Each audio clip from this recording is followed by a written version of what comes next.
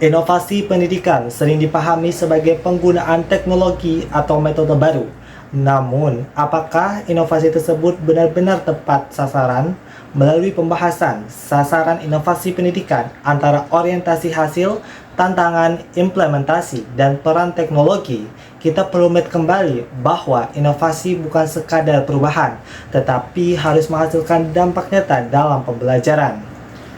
Konsep inovasi pendidikan tidak sekadar munculnya ide baru. Serdyukov tahun 2017 menegaskan bahwa ide sebelum disebut inovasi jika belum diimplementasikan dan memberi dampak nyata.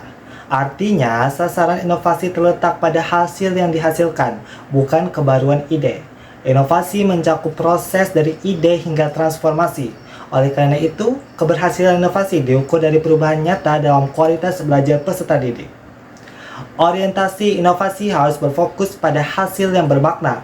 Serdyukov tahun 2017 menegaskan dalam artikelnya bahwa inovasi dinilai dari output dan outcome, bukan sekadar aktivitas. Namun, banyak inovasi berhenti pada penggunaan metode atau teknologi tanpa memastikan dampak.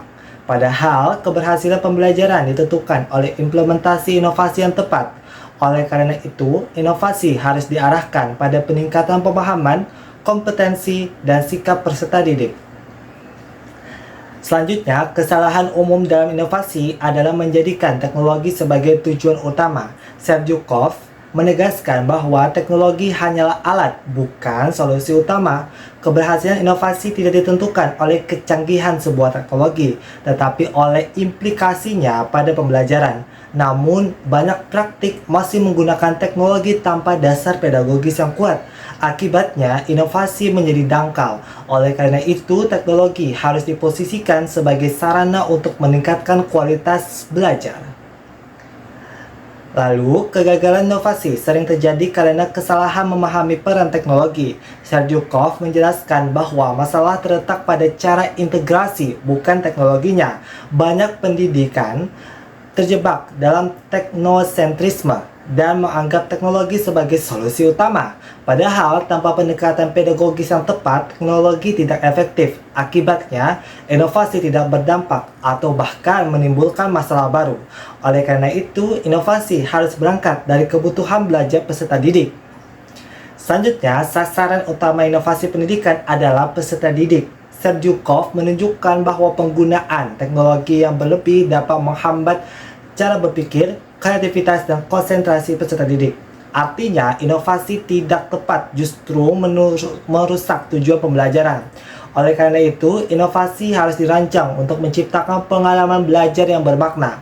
Fokusnya adalah pengembangan berpikir kritis, kreativitas, dan kemandirian belajar. Dan yang terakhir, inovasi pendidikan juga harus terintegrasi dalam sistem yang lebih luas. Ide saja tidak cukup tanpa dukungan lingkungan pendidikan dan sosial.